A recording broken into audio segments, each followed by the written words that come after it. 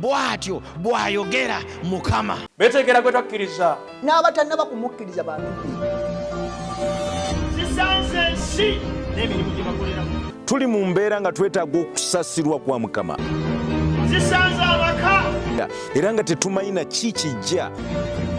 zisanze bizinensi. Katonda taliko kyalikola wabula ng'alabudde abaddu be bannabbi be ekyama. Wulira ggwe eggulu, tega okutu eri ensi, kubanga Mukama ayogedde. Bwatyo bwayogera Mukama. Katonda azze okwogera na bulamu bwo. Ate mu ngeri enjawulo nyongera okubaanirizaako abaagalwa Mukama waffe Yesu Kristo. Twebaza Katonda waffe atwagala ennyo ekyenkanidde awo nti atulabiridde atugabiridde mu nnaku zonna zino ezuzze nga tuwuliziganya, alina okutuusa leero akyali wamu naffe. Nkwebaza ggwe nnyabo naawe ssebo afuddeyo okubanga ogoberera ate era ng'oyongedde okutegeezaako n'abalala ku bubaka obugenda mu maaso buneeno bongera okutuzza amaanyi, okutuzza obujja mu nkolagana yaffe ne Katonda, n'okwongera okutegeera ekigambo kya Katonda, n'okwongera okutegeera ki Mukama kyatwagaza, era nga si mulala era nga ye muweereza w'enjiri ya Mukama waffe Yesu Kristo, Evangelist Sakito Jona Enoka, era nga ndi muweereza era nga mpeereza mu kanisa eya Seventh Day Adventist Church Brooklyn Mutwale eryeruzira. Mbebaza okubanga mufuddeyo nnyo okubanga mutwala amawulire amalungi aga Mukama waffe Yesu Kristo eri abantu bonna. Gwe wenna andaba naawe ampulira ng'ofaayo okubanga ogoberera era ng'ofaayo okubanga oteekesa mu nkola eyo ebiyigiriziddwa erinnya lya Mukama waffe eryebazibwe. Weebale nnyo gwafuddeyo okubanga ogenda mu maaso ng'oteekesa mu nkola bino ebiyigiriziddwa, ng'otegedde ensonga enkulu ekwatagana ku mwoyo ono mutukuvu, amaanyi ge g'akola mu bulamu bw'oyo abaamukkiriza. Era njagala kutegeeza leero nga tuwunzika obubaka buneeno, njagadde twongere okutegeera ku nsonga eno enkulu eri mu kigambo kya Katonda ekwata ku mwoyo ono wa Katonda. Kiki ekibaawo nga tumugaanyi?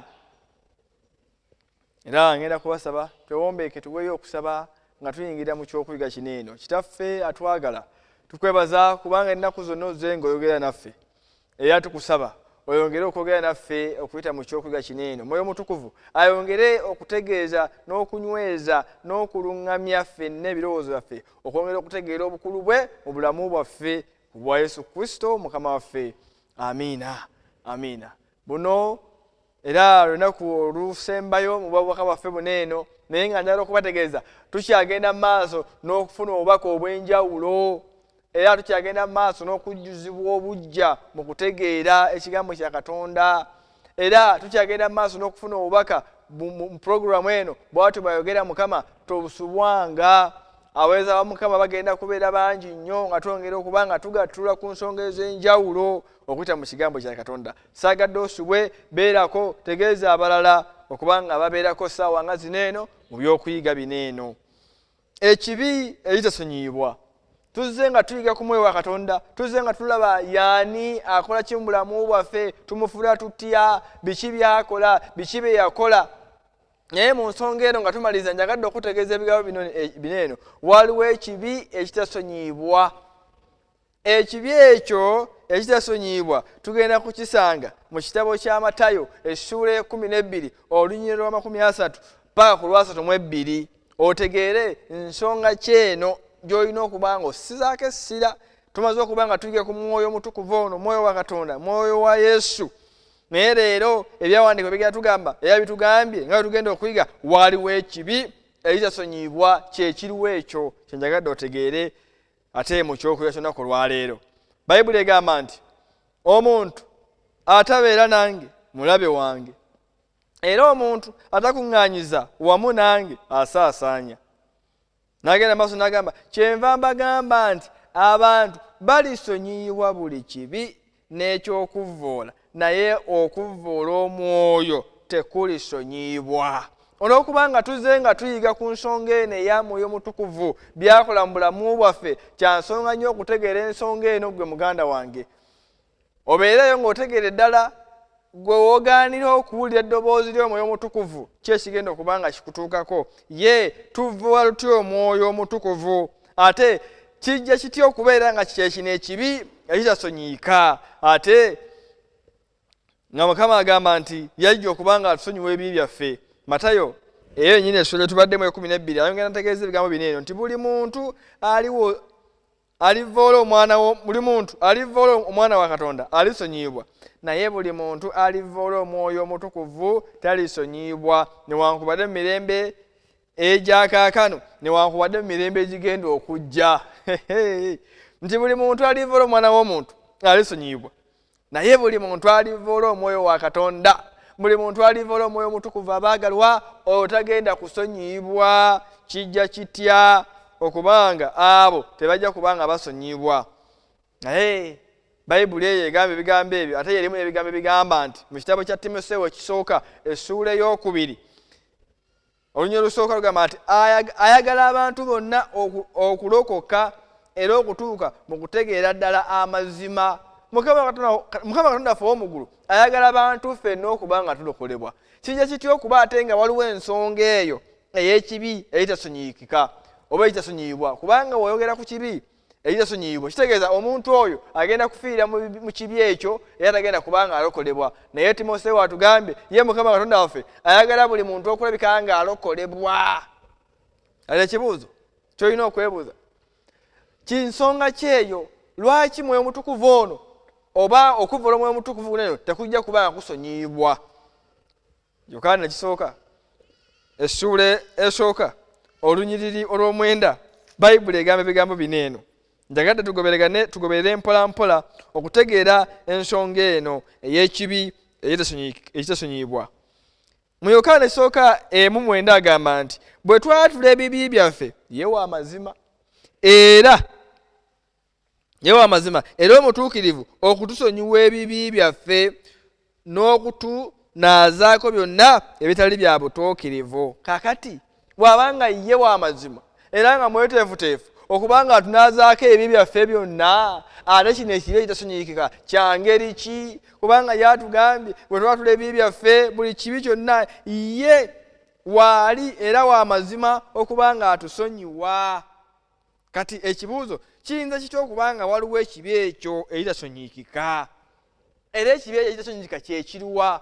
Kambategeeze, oyinza okubanga oli eyo nga wandagadde omuntu omusonyiwe, naye omuntu oyo n'agana okujja maaso go okutegeeza nti munnange nazizza omusango guno eno nsaba kisonyiwo, ng'ensonga yokka esobola okukwatira omuntu oyo kubanga asonyiyibwa kwe kubanga azze mu maaso go n'akwegayirira. Naye nga teriyo ngeri yonna gy'onaasobola kumusonyiwa nga tazze mu maaso go. Abantu bangi muli eyo nga mutambulira mu mbeera enzibu nga zoogeddwako, bababuuliridde bagaye muve mu mbeera ezo ne mugaanirayo. Era kambabuulire kantandikire naawe gwe wenna ali eyo ng'olina embeera enzibu z'otambuliramu naye nga tofunanga kadde kufukamira ku maviiviigo noweenenya. Kankubuulire obwakabaka bwa Mukama tebuliyo eri ggwe kubanga ogaanye okubanga oyatula ebyonobyo noweenenya eri Mukama Katonda. Waliwo abo abatuse ku ddaala nga tebakyayina kwenenya mu mutima gyabwe. Mwoyo omutukuvu nawalungamya atya nawalumiriza atya nga tebasobola kufukamira ne beenenya nti Mukama nziza kino eno, bo nga batambula mu bulamu bwabwe nga tebawula na bulumi bwa kibi nga kitalo ddala, kubanga bafaanana ng'abo gye bali nga tawuliramu mbeera yonna ya bulumi mu bulamu bwe.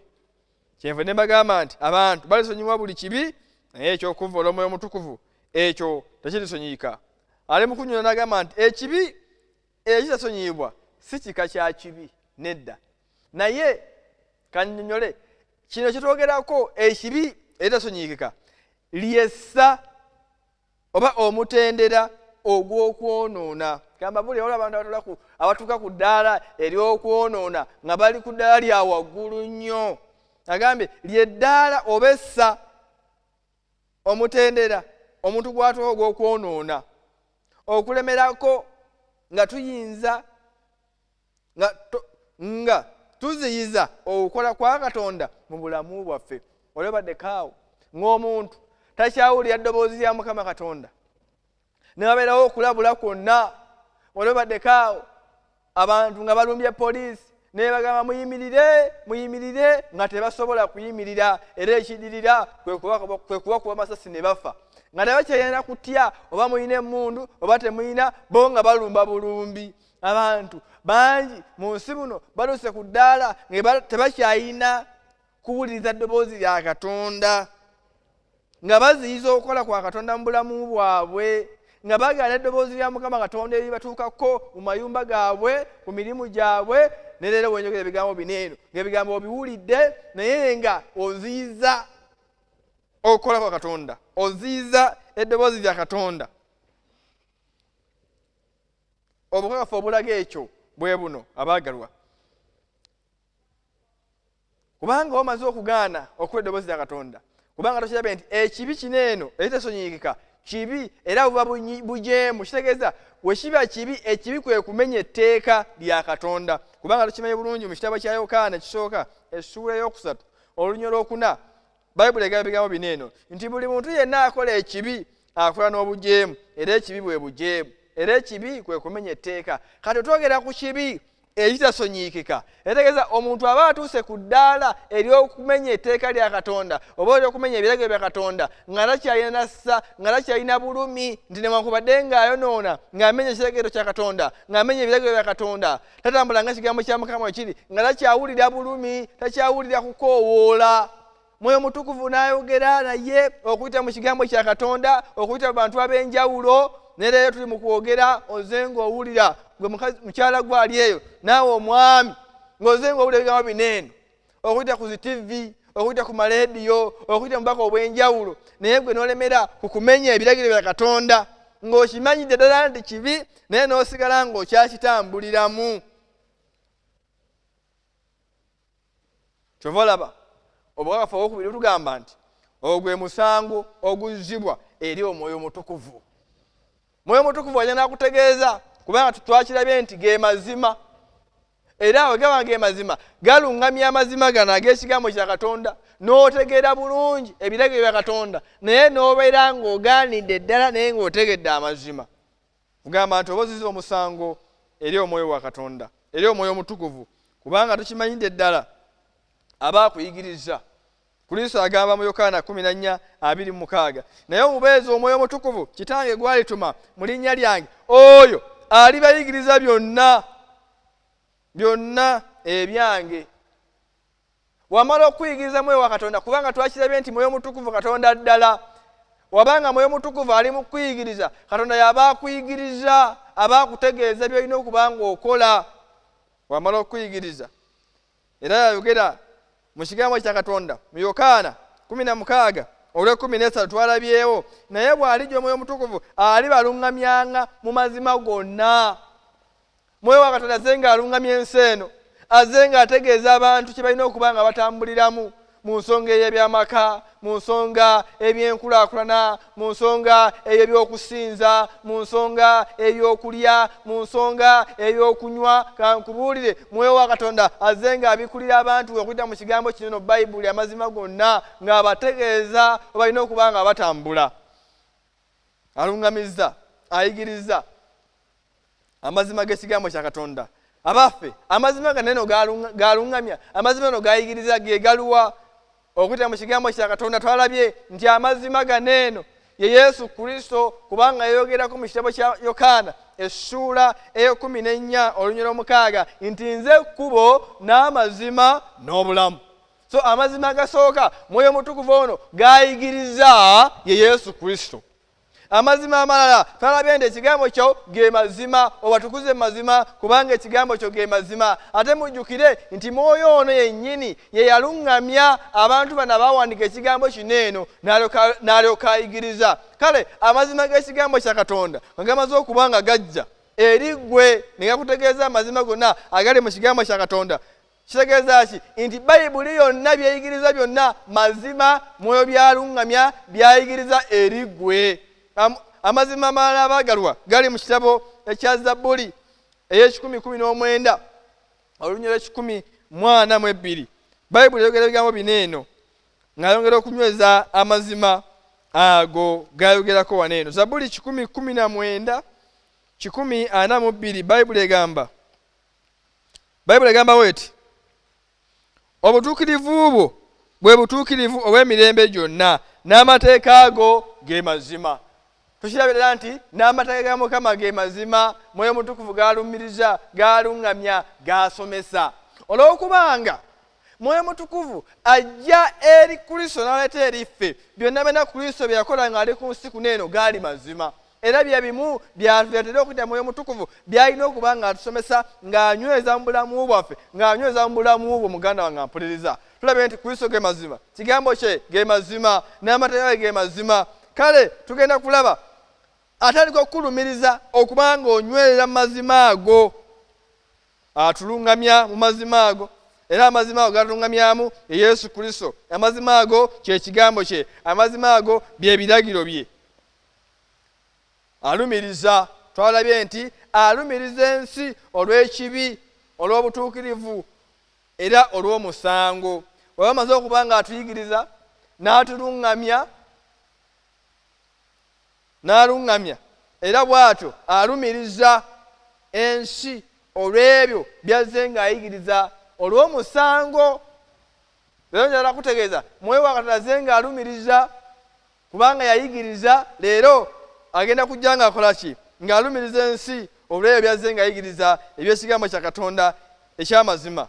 Ezimu ku nsonga ze zino mu Yokaana, twalabye Yokaana esooka 3:4 nti buli muntu yenna akola ekibi akola n'obujeemu, era ekibi bwe bujeemu, okumanya etteeka. Abantu bangi ne bonyogera ebigambo bineeno bakyali bumenyi bw'amateeka, tebakkiriza mu mateeka ga Katonda. Naye ate nga tulabe nti amateeka ganeeno ge mazima, Mwoyo Mutukuvu gayigiriza, era kubanga Kristo yali ku nsi kuno eno yayikwatanga ebiragiro bya Katonda. Era mu ngeri y'emu ne Mwoyo Mutukuvu wabanga ajja eri Kristo tayinza kubanga ayawukana n'ebyo Kristo bye yayigiriza. Era byonna bye yakolanga byaluŋŋamya, naffe byatusomesa. Twesanze emirundi mingi abantu nga bamenya amateeka ga Katonda n'okutuusa leero, era kwe kwonoona.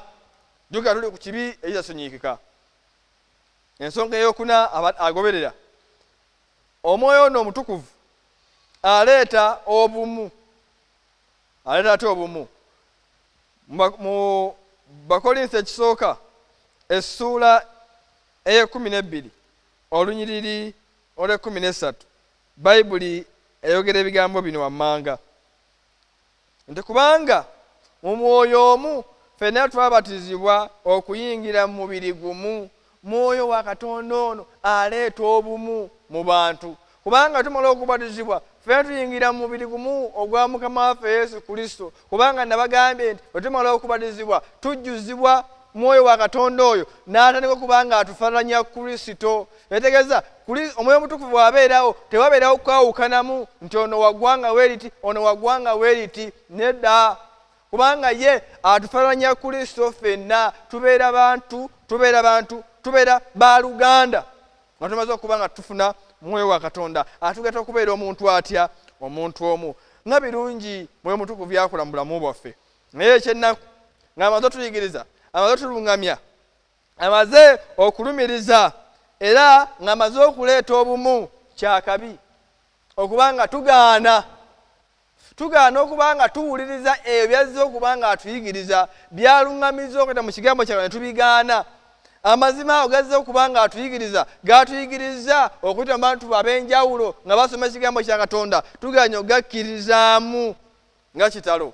Kubanga agambye, naye mujjukire twasomye mu Befeso 4:3 Bayibuli egamba nti so temunakuwazanga Mwoyo Mutukuvu oyo owa Katonda eyabateekesako akabonero okutuusa olunaku olw'okununulibwa. Mwoyo Mutukuvu ateekesako akabonero. Naye mujjukire nga tuyiga abayizi ba Bayibuli tukimanyi bulungi, waliwo akabonero akalala ke twogerako, era akabonero ako nga ke kabonero aka Sabbiiti. Sabbiiti eri mu mateeka ga Katonda. Nti Sabbiiti eragibwa nti ke kabonero ka Katonda, kubanga Sabbiiti eyo akabonero ka Katonda kalimu ebiraga ebyo akabonero kalina okuba nabyo. Kubanga akabonero kalina okuba n'ebintu wammanga, kalina okuba n'erinnya, kalina okuba n'obukulu, kalina okuba n'amatwale. Era Ssabbiiti ya Mukama Katonda erimu ku tteeka lya Katonda lyatudde okuba nga tukkirizaamu okuba nga tujjukira ke kabonero ka Katonda. Mulimu Mukama Katonda wo omujjukiranga, era mutonzi, era eyakola eggulu n'ensi. Bw'osoma mu kitabo ekyokuva essuula eya 20 olunyiriri olw'omunaana paka ku lw'ekumi tulaga akabonero ka Ssabbiiti nga kalimu ebintu ewammanga, kalimu erinnya, kalimu obukulu, kalimu amatwale. So nga Mwoyo Mutukuvu watulaze nti ke kabonero agatasala akabonero, era mu ngeri y'emu n'akabonero ka Ssabbiiti kakwataganira ddala n'akabonero k'Omwoyo Mutukuvu. Kitegeeza ki abaagalwa? Omukulisitaayo ajjuziddwa Omwoyo wa Katonda. Nkiddamu, omuntu yenna akkiriza Omwoyo wa Katonda okubeera mu ye ateekeddwa okuba nga akuuma ebiragiro bya Katonda, kubanga ebyo ebiragiro bya Katonda bye biraga nti omuntu ono ayinamu empisa ya Katonda, kubanga Mwoyo Mutukuvu wajja mulamu waffe atuyigiriza ebyo eby'obwa Katonda, kubanga bijja mu Kristo nga tuze nga tuyiga. Ekitegeeza omukulisitaayo ng'obeera wenna ajjuziddwa Mwoyo wa Katonda olina okuba nga okuuma Ssabbiiti elunaku lwa Katonda olw'omusanvu, kubanga nawo kabonero nga lulaze nti Omwoyo Mutukuvu nawo kaki kabonero, kubanga era Ssabbiiti twakiraze nti ge mazima, kubanga Ssabbiiti eri mu mateeka ga Katonda. Twakirabye nti amateeka ga Mukama nago maki mazima. Oyinza okuba baddewo ng'oli eyo onakuwaza Mukama, onakuwaza Omwoyo Mutukuvu, era ng'oganya okuba nga ossaamu ekitiibwa era ebiragiro byani bya Katonda. Ng'ebimu ku biragiro bya Katonda ebisinze okuba nga birinnyirirwa ye Ssabbiiti ya Mukama Katonda wo nga togissaamu kitiibwa. Oyinza okuba badde oyo nga tossaamu kitiibwa biragiro bya Mukama Katonda, amateeka ga Mukama naye tulabye nti ge gamu ku mazima gerina okuba nga tukwata, kubanga Mwoyo oyo ye yaluŋŋamya n'awandiisa era atuyigiriza. So okuba nga onakuwaza kwe kugaana okutegesa mu nkola ebyo Mwoyo Mutukuvu by'abakoze atya, by'abalumiriza, by'abayigiriza. Abamu abali eyo muyinza okuba mufaanagana ng'abantu ab'enjawulo aboogera ebigambo bineeno nti nze amawulire nga wulidde, amazima nga tegedde, gwena amazima Mwoyo Mutukuvu galuŋŋamya nze nga tegeera nga manyi, naye n'okiwa ebbanga n'ogamba oba oliawo njabitegesa mu nkola ennaku ezijja mu maaso, oba oliawo bagira bannindamuko, oba oliawo naatera. Naye ka mbategeeze teriyo obudde bulala bwonna obudde bw'olina bw'olwaleero, obanga obadde oli eyo ng'owuliriza, obanga obadde oli eyo ng'ogoberera ku nsonga eno ekwegana Mwoyo Mutukuvu, okubanga oganye okutekinga step olw'amazima ago g'okoze otya g'otegedde, oli mu kumunakuwaza.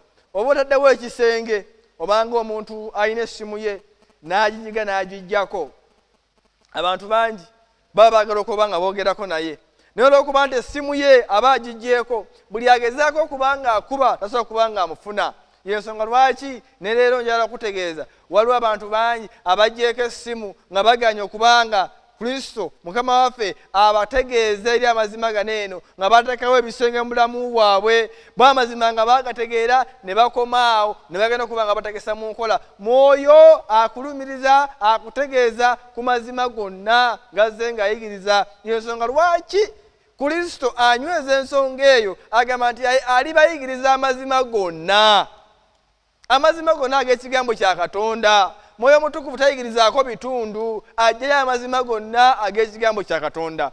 Oyinza okuba oli eyo ng'otegedde ku mazima g'ekigambo kya Katonda, otegedde ku mazima ga Yesu Kristo, amazima ag'ekigambo kya Katonda, amazima ag'amateeka ga Katonda, nkuyita kubanga oba togakkirizangamu.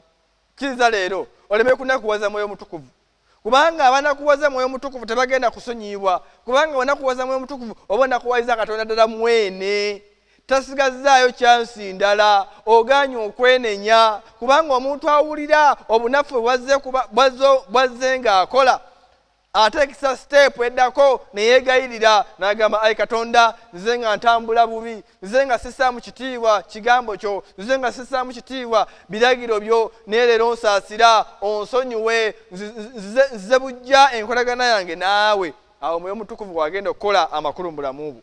Naye woonaagaana, Mwoyo Mutukuvu yagenda kubeeraawo nga takyalina mukisa gwa kuyambiramu, kubanga wagaana okubanga owuliriza. Era kankubuulire, Kristo wanaakomawo togenda kubanga oteekesebwa akabonero k'Omwoyo Mutukuvu, togenda kubanga olokolebwa. abantu bokka Kristo bagenda okubanga alokolebwa beebo abaayaniza Mwoyo Mutukuvu mu bulamu bwabwe ne bakkiriza okunenyezebwako Mwoyo Mutukuvu ne bakyusa ne beenenya. Abo Mwoyo Mutukuvu bagenda okubanga ateekateeka, abo bagenda okubanga basaanidde ku lunaku Kristo bagenda okubanga akomya obwakabaka bwe. Nkuyita muganda wange, nkukoowola mwannyinaze, olekeraawo okubanga onakuwaza, kubanga gy'okoma okubanga onakuwaza ebbanga ero liggwako, tomanya budde ki bw'olina, tomanya enkya ekigenda okubeerawo. Nga bw'owulira ebigambo bino eno, gwe mukisa gw'olina. Oba otambula nga tossa mu kitiibwa Ssabbiiti ya Mukama Katonda, ate ng'egamu ku mazima ga Katonda agayigirizibwa mu kigambo kya Katonda, ate ge mazima Mwoyo Mutukuvu ge yaluŋŋamya.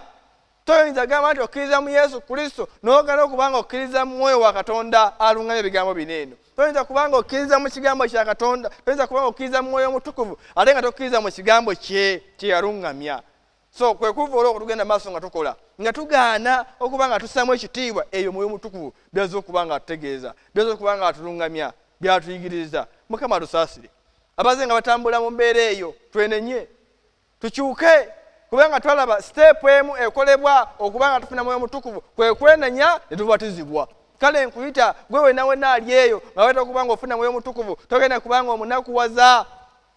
Nkusaba obanga tobatizibwanga otenge siteepu eddako, okole enteekateeka okulabika nga ogenda mu kubatizibwa okw'amazima ga Katonda nga bwe kuyigirizibwa, okubatizibwa okw'okunnyika. Olwo nno osobole okuba nga otambula ng'ekigambo kya Mukama ekiri, nga Mwoyo wa Katonda waluŋŋamya, nga Mwoyo wa Katonda wayigiriza amazima ge genna gayagala okuba nga otegeera. Mukama akumpeera omukisa.